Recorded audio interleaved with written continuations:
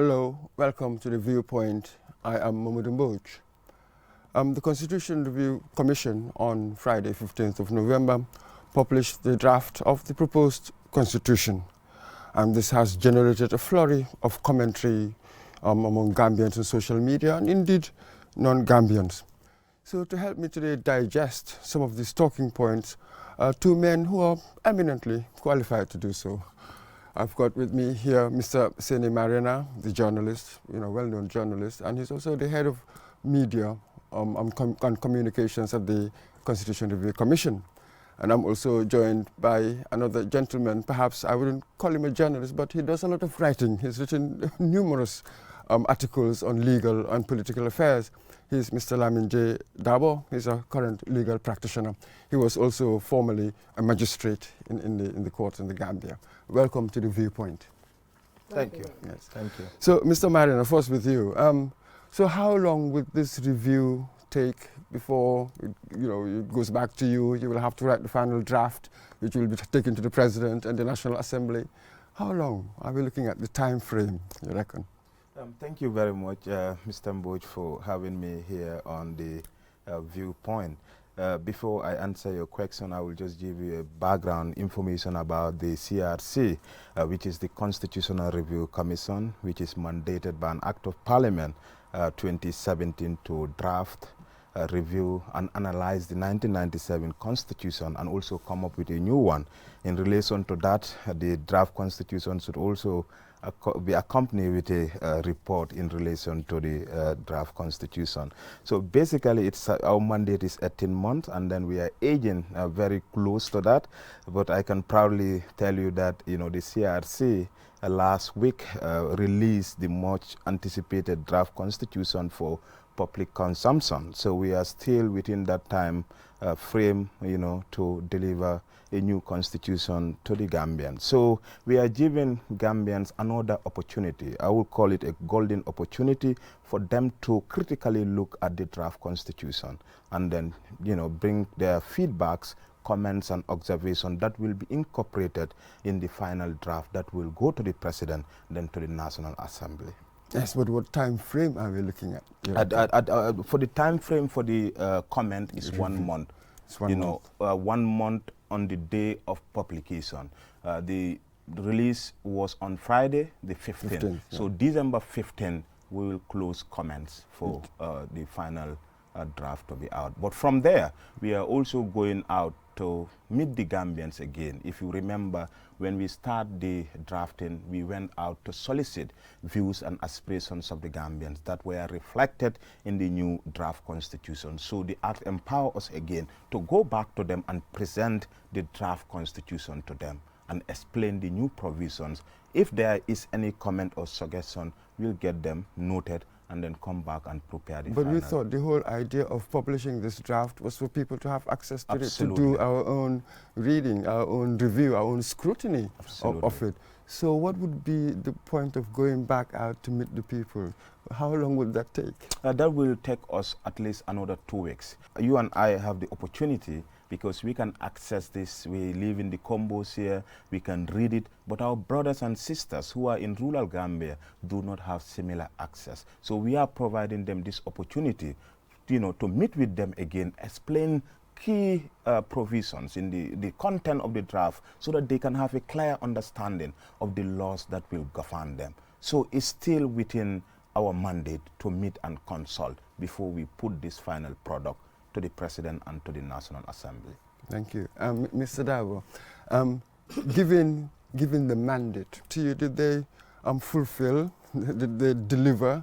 I mean, from this constitution, would we sort of stabilize good governance or transform our society in the way that we want to?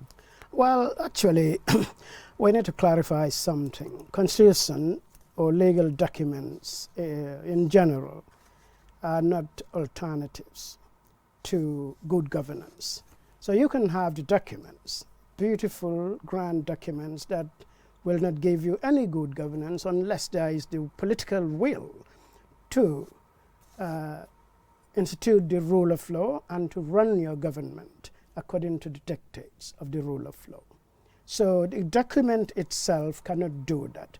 But the more subtle point there is, I believe that the draft actually gave us some improvements on the 1997 Constitution. Say, for example, the departmental demarcations. Say, for example, those constitutions are about allocating power. Yes, so they allocate power, but that allocation itself does have its problems. But my biggest worry is the bulk of the Constitution. It's too bulky. Yes, I believe that they need to go back to the drafting board and reduce a lot of excess material. That I understand it was shorter than the 1997 one, yeah, and yet it's bulky. Yeah, it's little shorter than the 1997 one, but there is no question it's too bulky. Yeah, it's very, very bulky. So they need to reduce it. They need to be less prescriptive, because no matter how much thinking they do today, they wouldn't be able to figure out some of the challenges that would come in our society as the years go by. So this is why you just give us the bare principles and allow the courts to do what they are supposed to do. But in several areas of the Constitution, they didn't do that. They tend to tell the different branches of government what they should do. That is not the way to draft a Constitution.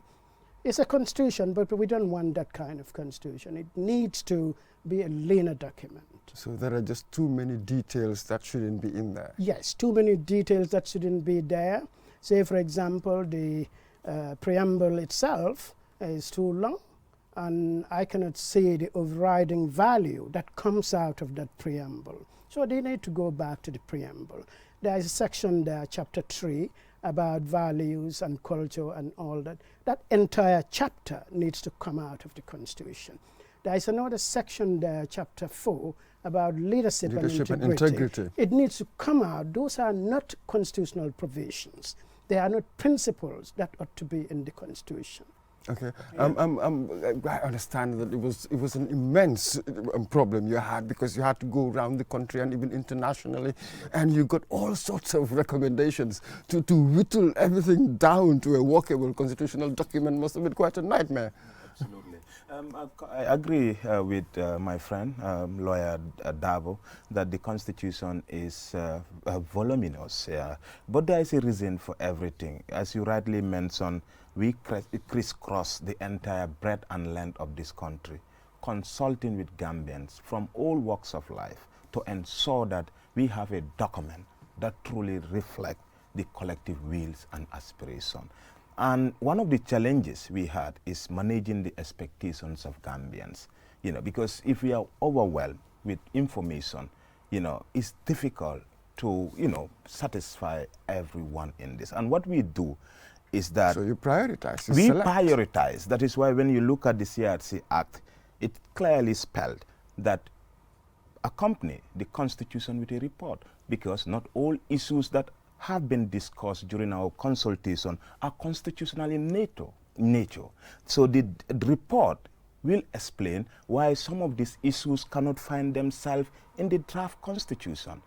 And if we wanted to put all what people said, we are going to carry just like the Constitution of India, a very big document. But as I said, this is just a draft, it's subjected to review.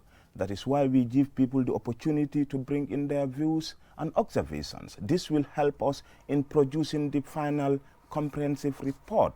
And the issue that Mr. Davo is saying might probably, be something that the Commission will look into.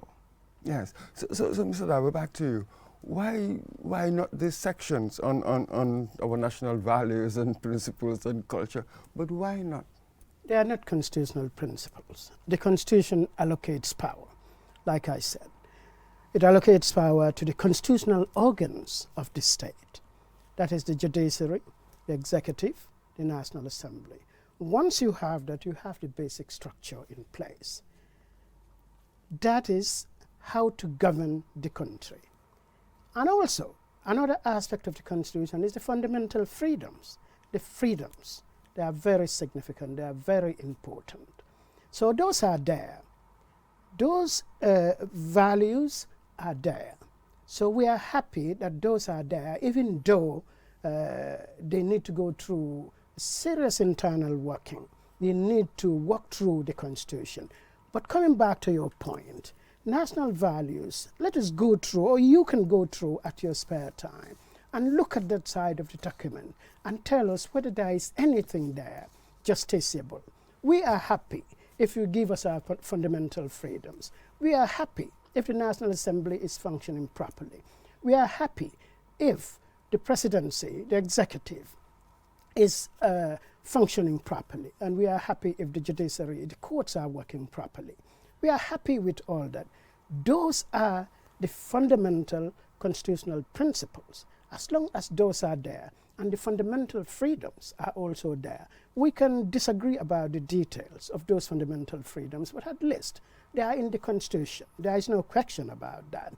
But then to go to the so-called national values, they do not belong in the Constitution. Any responsible person would know that we don't need lectures from the Constitutional Review Commission about what we should or how we should behave as responsible Gambians. We know we come from a diverse society, but those are not constitutional principles. And what is even more alarming is the section on integrity and leadership. They are very confused in that section. Confused because they said, you know, even if you are in a private entity, like you are an NGO or a civic organization or a civil society organization, you must abide by certain rules. Those are just for public officers. We don't want to bring in civil society organizations and pretend to control them. If there is corruption and other things in the country, that is not the way to deal with those challenges. And I believe, I will be writing about this, inshallah, that those areas shouldn't be in the Constitution. You know, they say, send us your submissions, send us your observation. We're not only going to do that. We'll be writing about this. We'll be increasing the pressure on the Constitutional Review Commission to look at this document and do with it what constitutions are supposed to do. I was actually going to come to that. You want to respond? Yeah, I just want to respond to Mr. Dabo with regards to the inclusion of certain issues in the draft constitution, like the issue he just rightly talked about, national values. Constitution all over the world evolves as time goes on. And we are building a constitution, we want it to stand the test of time, a constitution that will be here. So we have foreseen all these situations, and we are trying to make sure that the constitution reflect the current realities of the Gambia. We have seen what happened over the past 22 years. We have seen how, civil servants, amass, our wealth. We have seen how institutions whose primary role is to, ensure there are checks and balances. All these things fail. So the new constitution come in to cater for all this. So I have not seen any problem with the inclusion of national values in the draft constitution. And secondly, when you are looking... What he's saying is that these things are not constitutional. For me, I typically remembered what John Stuart Mill once said, that constitutions are there to protect us, but not necessarily to recruit us to any moral conformity. Perhaps these are more moral questions. You're trying to sort of incorporate some kind of moral rectitude into these things. But these are new provisions in the Constitution. In the 1997 Constitution, when you look at it, the issues of leadership qualities have not been highlighted. Why do we do this? We are doing it for a reason. You think it would have made any difference? With a dictatorship that just ignored? Absolutely, because when you look at the composition of the Constitutional Review Commission, it's an 11-member commission composed of highly qualified Gambians from all walks of life. You have people from the medical background, people from the media, we have lawyers, almost 5 lawyers, and you have draft persons. So they have taken cognizance of all these issues before coming up with this document. I don't want to be defensive, but I am for sure certain that anything that has been put into this draft constitution have been carefully looked at, carefully reviewed in order to ensure it reflects our current realities. And as I said previously, it's still open for review. for debates. Observations like this are highly welcome. So I'll implore on Mr. Dabo to make sure that he bring up these issues to the notice of the commission, and certainly the commission will look at it critically. Absolutely, that's why we're having these programs. It's all part of the debate. But there's this sort of slight sticky point. People have been commenting on it a lot. The omission of the word secular. Even this morning, I think the chairman, Justice Jaro, QC, had a piece in the newspapers trying to explain. Is there any significance to the omission of secular in it? Does it matter? No, it does not matter. A secular republic, a sovereign secular republic, a sovereign republic are saying the same thing. Yes. So the word secular is surplusage. It has no meaning. Yes, it has no meaning. It shouldn't be in the Constitution. Yeah. Yes. Yeah. As long as the reality is that the state doesn't favor any one religion over another. No, the state doesn't even favor any religion. Okay. You see, that is the fundamental thing. Yes. There are people who are non-religious, but that doesn't make them any less of Gambians than you, I, and Mr. Marina. So it shouldn't be there. The whole thing about secular, I don't even know what people were thinking about when they decided secular needed to be in the Constitution. Really, if you look at the word republic, a secular republic, and a republic, just the name republic, are saying the same thing. Yes. Yeah, it adds nothing to the meaning. Yes, but how was the debate? I mean, was there any particular debate within this, whether to add it in, to insert it or not? Absolutely, because the issue of secularism, is something that the commissions, spend considerable time to look at it. We have a team of brilliant researchers, and they have researched this issue very extensively, and they also consulted experts of international standing on this issue. And the commission made it very clear in the preamble of the draft constitution, that Gambia is a, sovereign republic. But the issue of secularism did not go down well with certain section of the community. And we have been bombarded with a lot of answers. Why do you omit the word secular state in our draft? The reason is that secularism has never been mentioned in the Constitution of the Gambia. People will tell you... It was in the 1997 Constitution. No, I will come to that. It has never been mentioned there. And there was, in fact, a judgment at the Supreme Court that was brought by Honorable Kemesen Jammeh. Yes. And the Supreme Court clearly stated that Gambia is not a secular state and it should not be in the Constitution. But people will tell you there was, the Constitution, the 1997 Constitution have been, amended for more than 52 times and reprinted. So there was a certain printed version that has an insertion. They insert the word secular, and it has never been in our Constitution. Because why it's not there? In many constitutions, in America, for example, there is nothing like secular state. But when you look at it, you have both religion. The issue is we don't want to confuse people, like state making a religion a state religion. So in the draft constitution, it's also clearly spelled that, the state cannot choose certain religion as a state religion. And all individuals are free to practice any religion of their choice.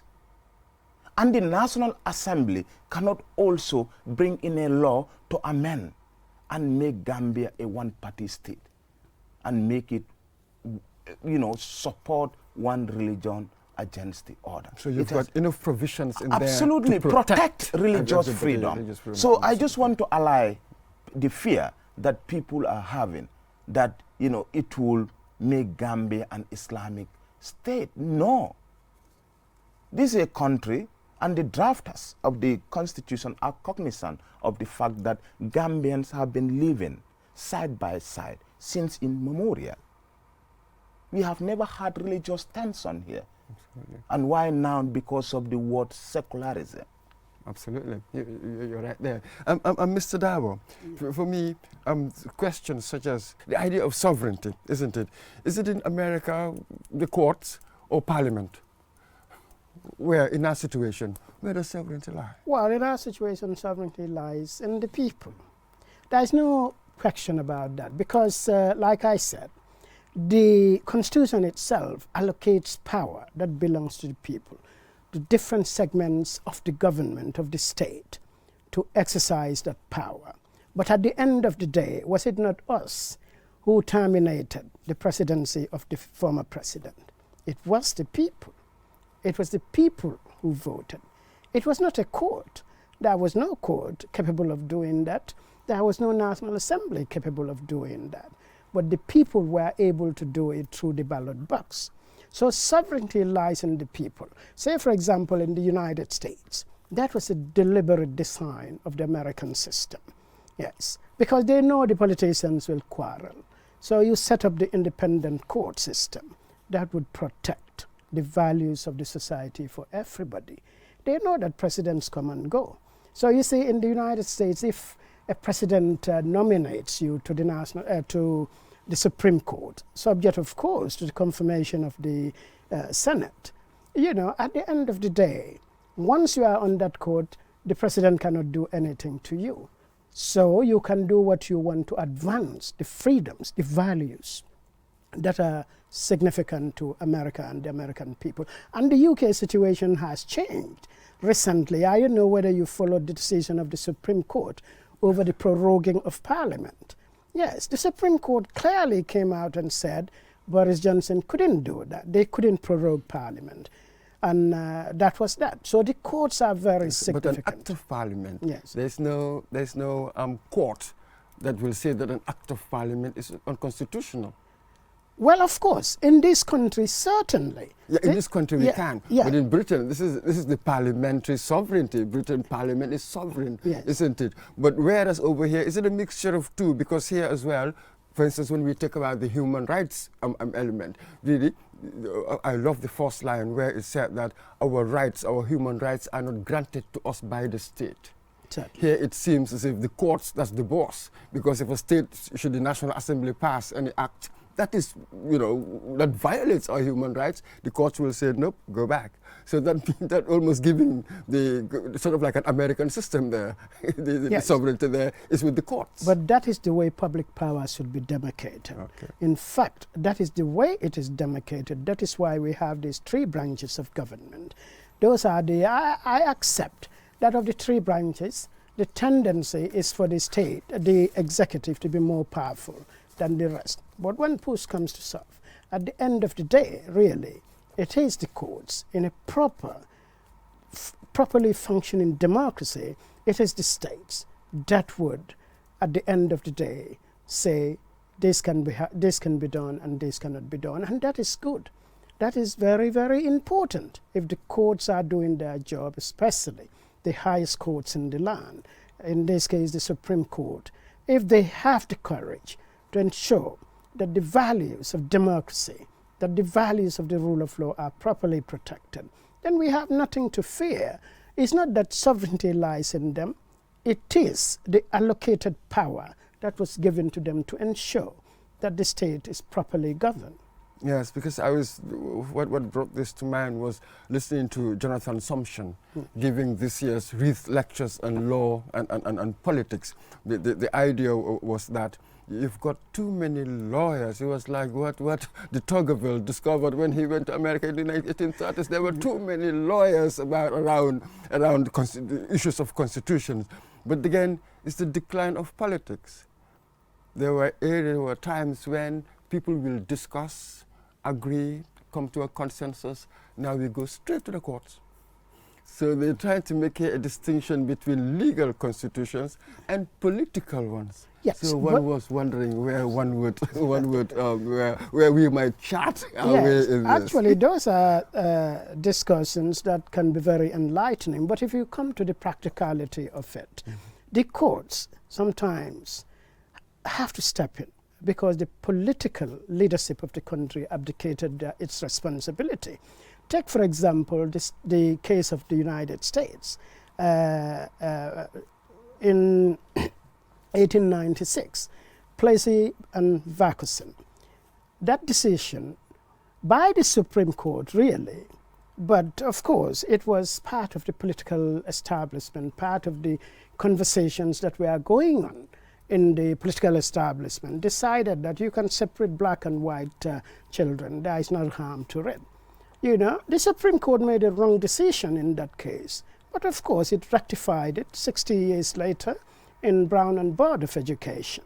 You know, one of the landmark cases in the United States that set up the real trend to liberalize and bring black people in the mainstream of American society. So the courts can be instruments of great good in the society if the courts are willing to do their job. Absolutely. Yeah. So, Yes. Sego, was this a debate? Absolutely. That's Yeah. a very good point from my landed friend, as the lawyers will call each other.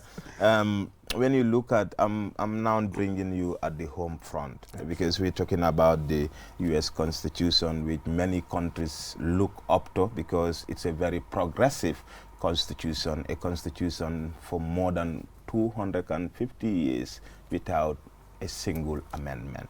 And looking at our 1997 Constitution, it has been, butchered for more than 54 times. So now, coming to the questions about the courts and the separation of power to ensure that at least we have strong institutions to defeat strong men, because president comes and go, but institutions remain. How do we strengthen these institutions? The new draft constitution has critically looked at this and empower and strengthen the judicial system to ensure that the courts serve as a sole protector of the fundamental human rights. There is a provision in the draft constitution that says citizens can sue the government for their failure to provide basic necessities. This is a great provision. Like, you can take the government to court for failing to provide your community with basic development needs. I think this is something that governments have been looking forward. So it's going to test our court, but the courts that are not independent cannot do this. And how do you ensure that, there is a judicial independence? You must empower, the courts to do this thing. So for us at the commission, what we did was to consult broadly with the three organs of the government. We consulted with the executive, we consulted with the judiciary, and then we consulted with the legislature, that's the National Assembly. And one thing that stood out is, how do we ensure that we strengthen these bodies? And the new constitution has empowered them to be the sole protector of the fundamental rights of the Gambians. Yes, I mean, quite interesting there. I think they call it what, locus standi, quite widened. We all have the locus standi. For anybody, if you're not conforming to the constitution, we can take you to court and the rest of it. What do you think of that one? Well, there's nothing new there. Really. Like, it was always there. There's nothing new in that one, because even under the previous constitution, now whether you'll get proper redress in the courts is one question. But as to whether those provisions are in the Constitution, yes, they were there. You can take the government to court. If I am, hidden away in the NIA, you can then go to court. And if you are my relative, or I gave you the authority to do it, or my family ask you to do it on their behalf, you can go to court and ask for me to be produced by the state. So those provisions have always been there. That is nothing new, as far as this draft is concerned. That's it. So earlier on you said something about there are some problems with the provisions. We will be back. Yeah. Which ones would you identify as not quite what you would have expected? Yes. Yes. So, for example, when you come to the fundamental freedoms, because that is key. Now, if you take 44.2c, 44.2c is abusive language and creating ill will and all that. I don't think that is a constitutional material. You didn't have to put that in the Constitution. That is for the courts. Yes. So we need to get away with this whole idea of sedition. That is seditious language that was lifted from the statutes and then placed in the Constitution. That is a very dangerous thing. They don't need to import sedition from the statutes into the Constitution. Because wherever you see this ill will and disaffection and all that, it is referring to the unhappiness of public leaders with criticism. Now, if you criticize somebody, they'll say you insult them. Yes, so it's an really unstable language. Yeah, really. Yeah, exactly. we don't need that kind of. Yeah, just to go back to, our task is to look critically at the 1997 Constitution, and he will agree with me that not everything in that Constitution is bad. People will even tell you the 1997 Constitution was the best Constitution. But what happened? The Constitution was amended several times without going through the due process. Citizens, because of fear, climate of fear, they cannot claim their rights. Now, the new draft is redefining and empowering and, strengthening those powers given to the judiciary. Now, the citizens can comfortably go to court and claim for those rights should it be abused. Before, it was in the 1990s, I agree, but how many people were able to, take up those, challenge to go to the court and hold the government to account? So the new Constitution has further empowered people without fear or favor to go and challenge their government. Should they fail to provide certain, or should they, detain you, with unlawfully? Are we going to have legal aid for that? I wonder. I mean, there was another talking point that, we've been discussing it, and I hear a lot of people discussing this, was the educational qualification. That's quite interesting for the presidency, yes, for instance, and the age limit. I think it was in the 1997 Constitution as well, 30 years limit and either grade 12 and 12 years of experience or degree with 5 years. What do you think about that? Well, that is, I would rather they leave the qualifications out completely than give us that duality that simply states that the Constitutional Review Commission didn't do its job properly on that particular point. Look, before you saying a university degree and 5 years working experience or a high school certificate, that certificate didn't say anything. You could go to school and have a C or a D or whatever in one subject, you'll have a certificate. And 12 years working experience. What kind of working experience are they talking about? Yes. My position is that, people can perform eminently as presidents without any qualification at all. Because I've seen people who stopped their education at secondary school, and they are far better than degree holders. So the educational qualification in itself can either remain or go. But the problem is the duality that is created. What was responsible for that? The CRC really needs to sit down and look at itself and ask, why did we do this? It created a lot of disquiet among people. People just don't understand how they can come to that kind of conclusion and give us a duality qualification. Yeah. How did he do that? Interesting. I can see Barrister has really looked at this document very critically, and I'm happy that people like him are taking their time to review every single content. This is what we expect from every Gambian to do. This will help us in our final product. But to tell him that why the Constitutional Review Commission, made that provision for the qualification of the office of the president, this was born out of call made by people during the consultation we held some time back. And when you look at it, it has not even put an upper age limit. It make it open. And for the qualification, it's simple. 12 years, secondary school certificate.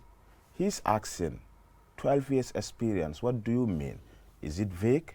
12 years experience can come from both the public or the private sector. You just have to have 12 years experience and be a high school graduate in order to be a president of the republic. But normally in job interviews, when you apply for a job, they will say like, yes, they will specify a number of years of experience, but in this particular area. But here, there's nothing. It says nothing. I can spend, I don't know, 12 years doing all sorts of things. You know, you see the point here? 12 years doing what? Experience in any job whatsoever. Surely there would be certain qualities and competences that you would need in a president, so one would expect that one would have experience in such areas. But here, it's just amorphous. So you also want to believe that that provision is a bit vague. No, perhaps the more serious charge here is this: we've got universal adult suffrage. At 18, I can go and vote. Never mind my qualifications. Democracy doesn't make any discrimination based on qualification. At 18 years, I can go and vote.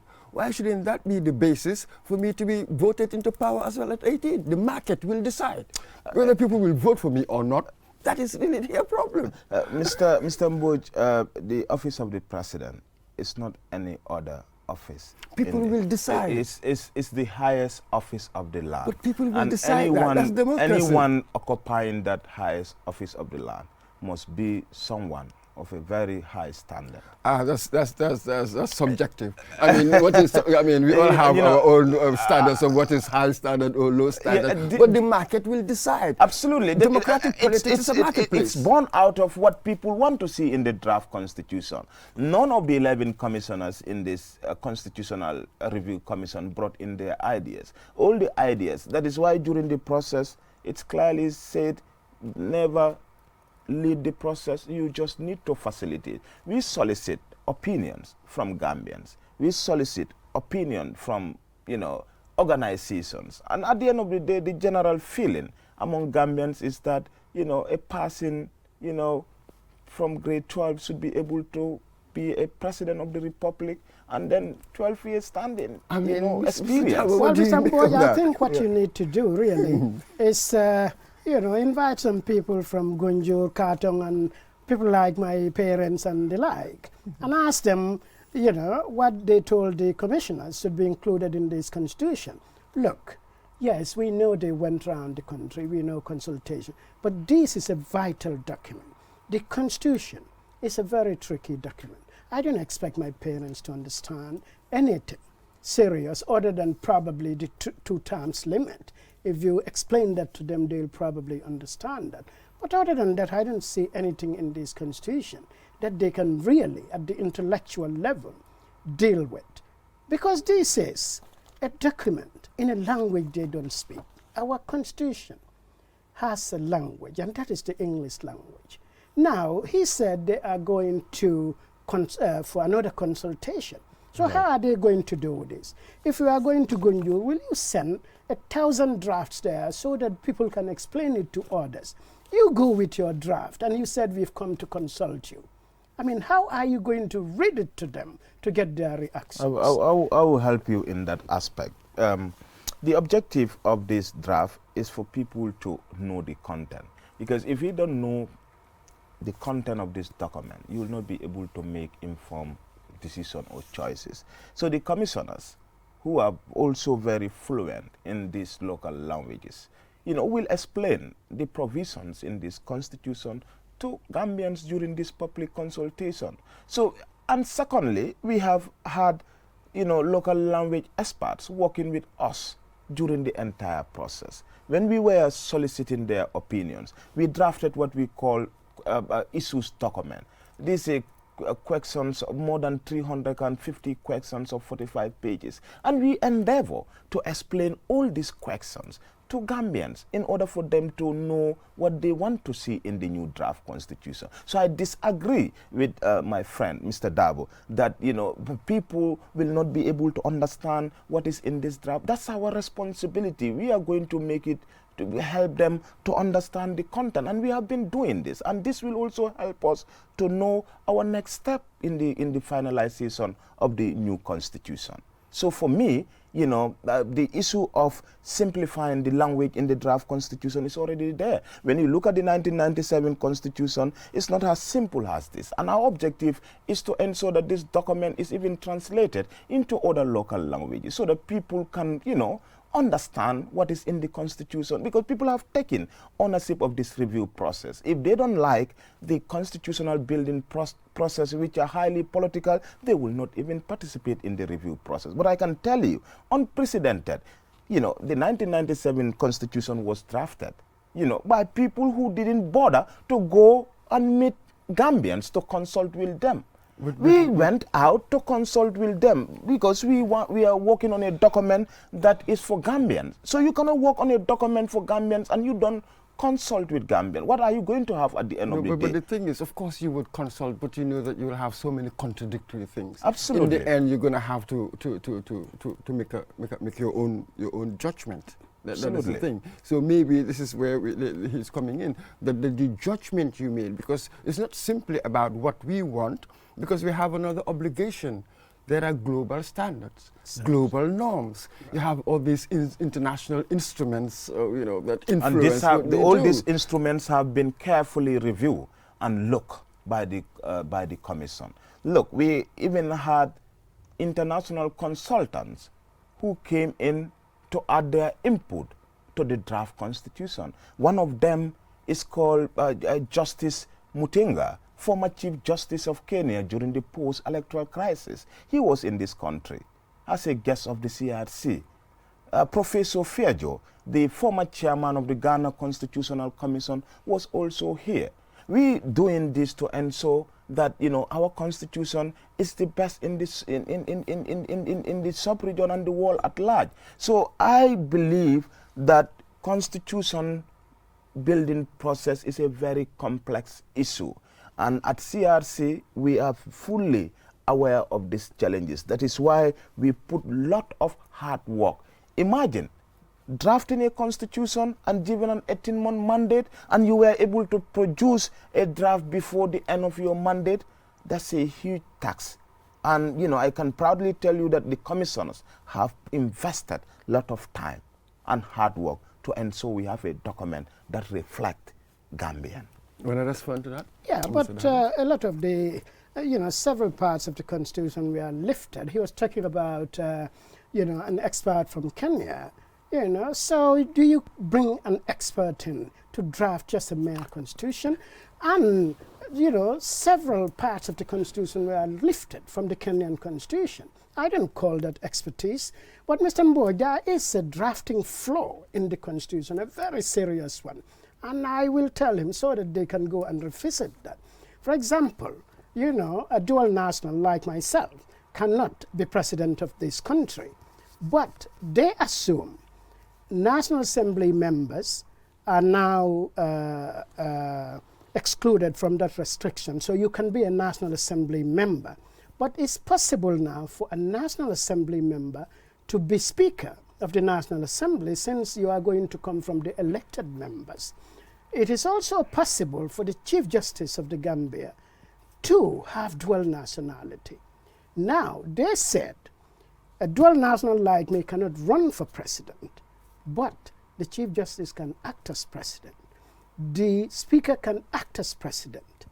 How about if the Speaker or the Chief Justice are dual nationals? They have no right under the Constitution to act as president. And that provision is clearly stated in the Constitution. So that is a drafting flaw they need to revisit. Because otherwise, there will come a time we will have, if the president is incapacitated, the vice president cannot act as president, then it is the turn of the Speaker. If the Speaker cannot do it, then the Chief Justice. The Chief Justice and the Speaker potentially can be unqualified because they are dual nationals. But they assume that since those people are not running for the presidency, they can be qualified. It's possible. Yeah, I can take, say, my friend Demba Balde from the United States. He can come and run for parliament, you know, and if he's voted in and he's elected speaker and a series of unfortunate incidents happen, and Demba would be in the position of acting as president when in actual fact he is disqualified. So we really need to look at this provision about dual nationality. You're excluding people from the presidency, and you are advancing no reasons for it. You're talking about allegiance to another country. What is that? Our chief justices were from Nigeria. And more fundamentally, if there is an argument about who is elected president or not, is it not the chief justice who decides that? If he's a dual national, he has no business deciding that kind of question.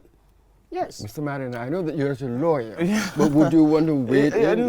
Because it's a bit legal, and then, as I said, I'm not a legal expert. I am more of a journalist and a communication expert. But what I want to say with regard to denying people to, seek highest office, the new constitution, previously 1997 constitution, that's when you hold a dual nationality, you cannot even contest for National Assembly. Yes. But the new constitution, grant Gambians those right to contest for National Assembly. But he was talking about the drafting flaw. Yeah, the drafting flaw, that's too legal. I might not. No, it's a drafting flaw. Yeah, to you, it's a drafting. No, not to me. Yeah. If you go with that, we will come to a point when we'll tell the speaker he cannot or she cannot act as president. And when you look at the National Assembly under the new draft constitution, the president now cannot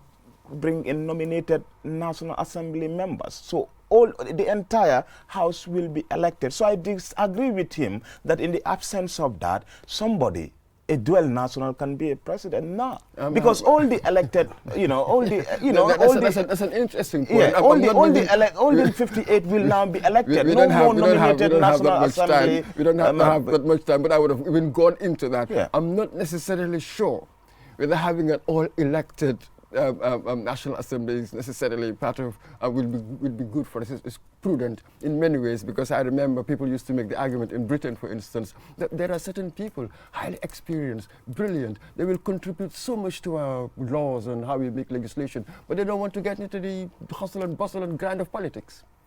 So in a functioning system, you can bring in brilliant citizens who will help in the legislation, but they don't want to go through politics. So there might be some argument for having a few positions nominated, but that's a different point. I think you wouldn't leave this. There's something last one I wanted to touch on before you leave here. The 2 terms of 5 years. Mm-hmm. The significant thing I've read from the chairman that it begins in the term that the law is passed. So, for instance, if we were to pass it now before 2021, so this for Barrow would have served of the first term, because this thing, whether when I served and when the law was passed, would my term be part of it? This has been a problem in Africa, hasn't it? Mm. So normally they would say that no, this term wouldn't be part of the 2 terms. So we begin afresh perhaps in 2021. What do you make of it first? Well, I believe there are significant questions there. We need to step back from our political views and look at these more fairly. The president's rights have accrued already. In other words, what I'm saying is, if those rights have accrued, you cannot then retroactively make this constitution applicable to him. I think the proper thing to do, no matter what your political views, no matter what the undertones of the discussions are or the undertones of the public space may be, the fundamental issue for me is an issue of fairness. So that's not fair? No, that is not fair. I think the president's term, so this constitution really comes into effect from the next general election. Yes, certain parts of the Constitution, if you come to the transitional provisions, they say, okay, this would not apply until after the next elections. Absolutely, point taken. We're nearly done. Just one more thing. Darbo's conviction. Yes. Would it disqualify him, according to this law, to stand as leader next elections, for instance, Usainu Darboe, the UDP, because he had a conviction? Yes. Would it disqualify him to stand as president, for instance? Well, there are provisions in the Constitution that would allow him to contest. My reading of it Yes, those would allow him to contest, but it depends on certain conditions.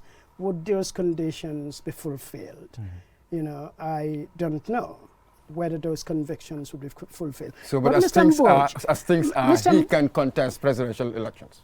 Well, that is according to this new that is draft. my reading. That's your reading of the Constitution. If you come to the conviction, and if that is what we are going to be dealing with, I think they need to revisit that issue. Okay. That conviction is why you and I and Mr. Marena are sitting here debating today, saying what we want to say.